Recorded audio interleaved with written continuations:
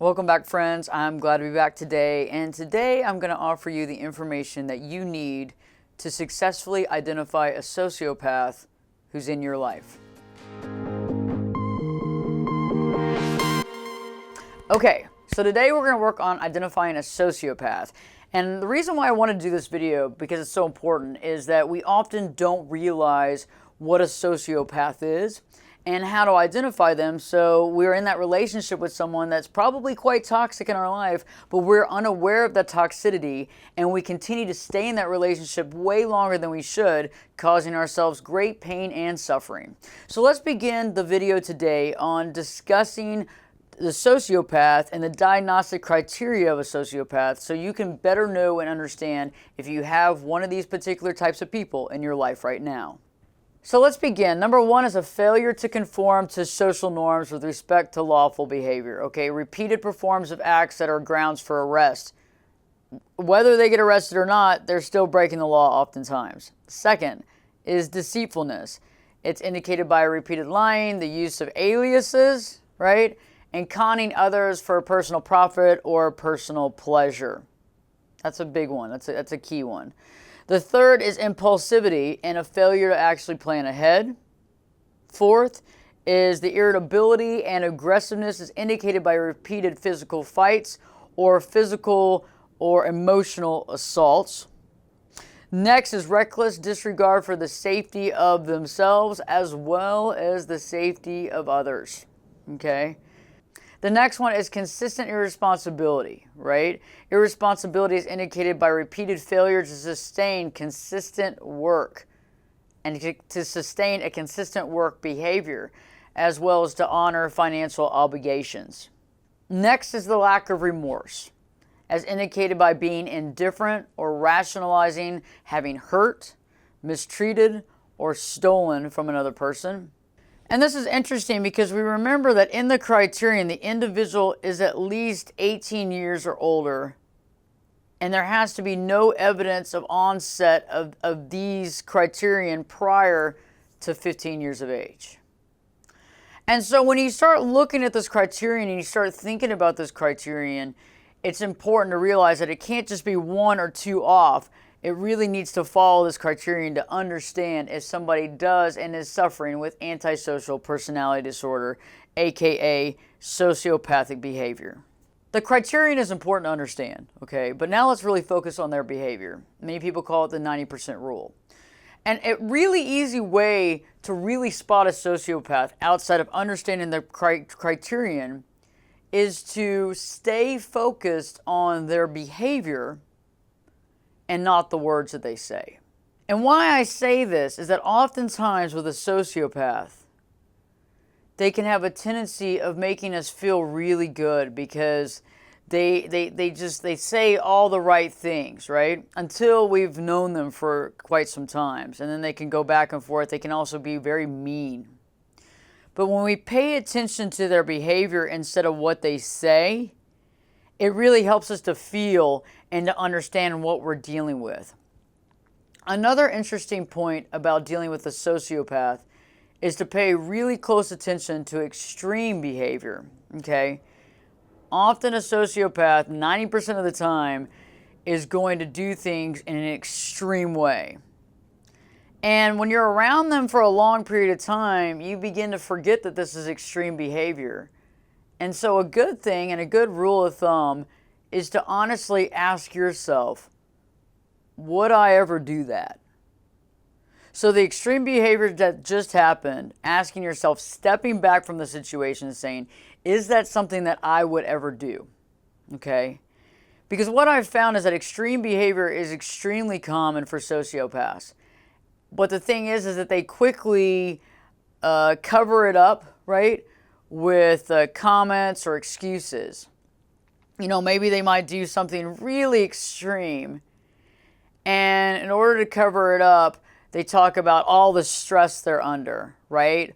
Or this person pushed them into this, or pushed them over the edge, or pushed them over the edge of reason, or whatever they use to cover up doing something extreme that you and I would never ever do.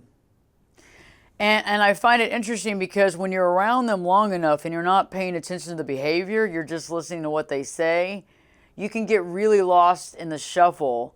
And oftentimes what happens is you begin to feel like off center. You begin to feel as though there's something wrong with you because things aren't adding up. Okay? Another thing about sociopaths is it doesn't really matter about the behavior, right? There's always an excuse. And I mean, I hate to use the words always and never, but there's almost always an excuse. Responsibility is really not part of a sociopath's mode of operandi, right? They're usually the ones that are always blameless. And if you're waiting for an apology from a sociopath, you might as well wait for the rest of your life, okay? You might as well just stand in line and wait because it's never going to come. And I'm talking about a truthful apology. Words are words. I have found, though, that an apology may take place from a sociopath if to some degree it'll make them look good or it publicly elevates them in some way. Little caveat.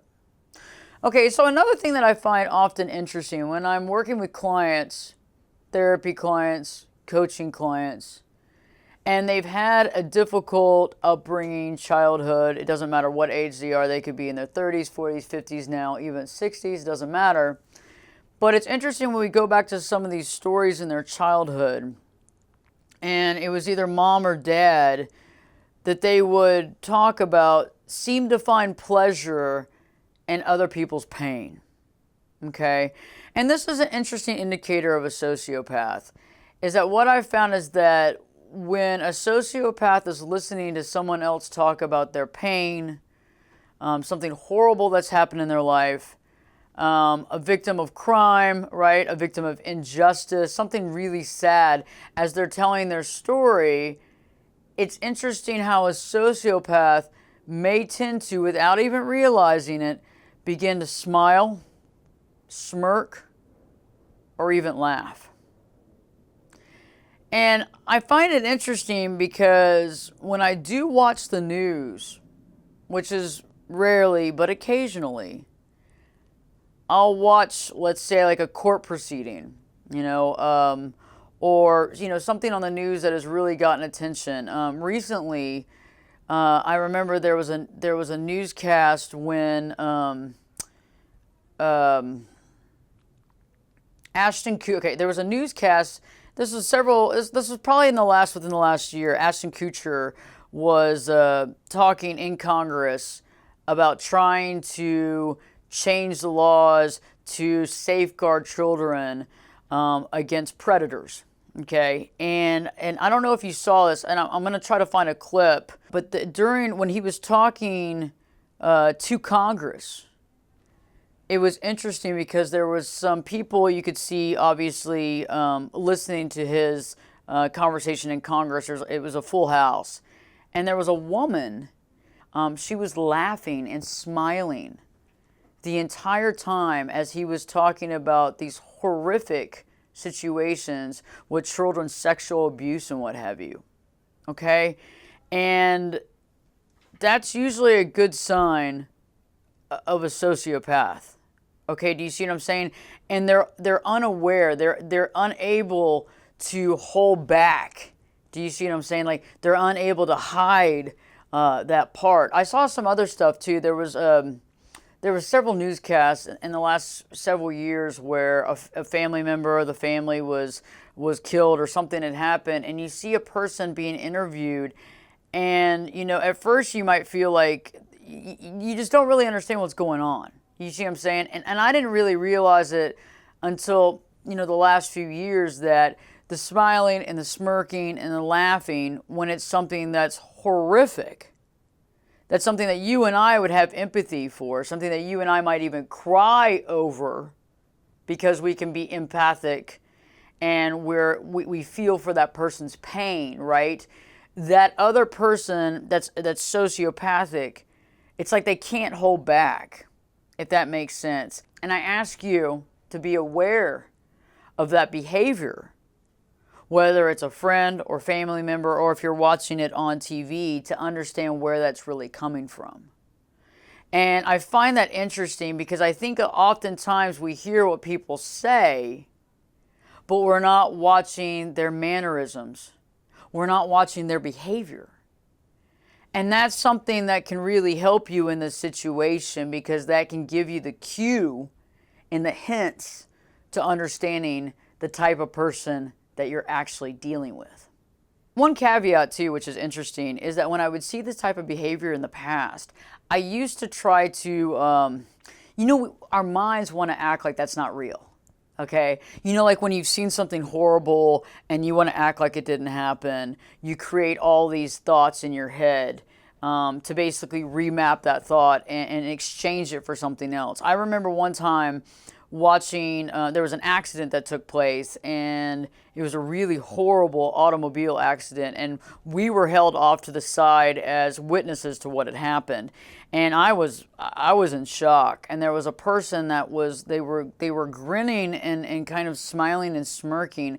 And at first I thought that it was because they couldn't deal with it. Like, I felt like they were overwhelmed with emotion. But now that I look back at it, to some degree, I believe that was a sociopath that really couldn't help themselves, if that makes sense. Because my mind wanted to believe that there's no way that that person could be smiling or laughing at that person's pain. So I made up the fact that they must be in such extreme, overwhelmed with emotions, that's why they just can't control their configuration of their face. Like anything to lie about the fact of what was going on, when in reality, I think it was a sociopath that really just couldn't stop being a sociopath at that moment. I was recently reading an article in Psychology Today by a renowned therapist and lawyer, Bill Eddy, actually. And he was talking about how the Parkland shooter in Florida apparently had a history of harming animals. Interesting. And the fact that many people knew about it, whether or not they said anything or didn't realize the potential that this could be a sociopath, is kind of beyond me, but I find that very interesting. And I believe that if you really look at that criterion, but more so, if that criterion is fitting somebody in your life, stepping back and instead of listening to them speak, pay attention to their actions and their behavior. And then when they do something that maybe you've been lulled into feeling is normal, but it seems outrageous, stepping back and asking yourself, would I do that? And I think more often than not, you're going to begin to realize maybe some patterns of some people in your life that might have sociopathic behavior, antisocial personality disorder, and you can help them as much as you can, but oftentimes it might be a good idea to kind of step back and analyze and determine, is this somebody that you need to be spending time with? If they do want help, or if they do want to talk to somebody, definitely being there, because I don't believe that anybody's a lost cause. But if this person is hurting other people, it needs to be brought to attention. But also you need to ask yourself, how much more time am I going to spend with this person, and how is this relationship bettering my life or actually hurting me? Because I think more so than not, it's doing a detriment in your life and it's causing you pain and suffering. I hope this information has helped you, because I find that, interesting enough, many of us don't really understand or know some of the people that we're spending time with. We don't know the criterion of a sociopath. We don't understand it. It's something that years ago I had no idea. And, when you look back, and I look back at situations that really rocked me, I could have easily bypassed that situation if I would have had the knowledge and information that I have today. If you haven't already, please subscribe to my channel, and also in the comments section below, leave me some hints and clues of some things that you figured out when dealing with the sociopath in your life. I'm very interested. And also maybe some things that you did to quite honestly, how you actually exited stage right if you were able to move on past that relationship. And remember, we have this one life to live. And so when we realize these situations in our life, it makes it easier for us to overcome adversity, to really focus on ourselves, and to successfully begin to live our true life.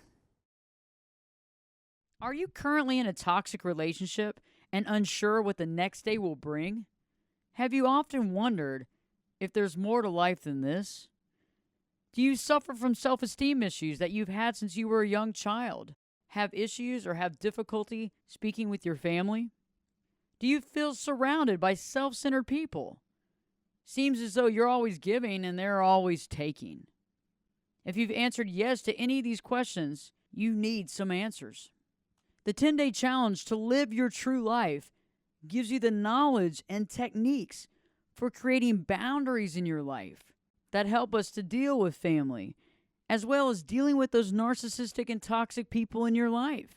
It offers the insight into understanding and overcoming your self-esteem issues, and to begin to see for the first time your amazing value. You owe it to yourself to find the power within you.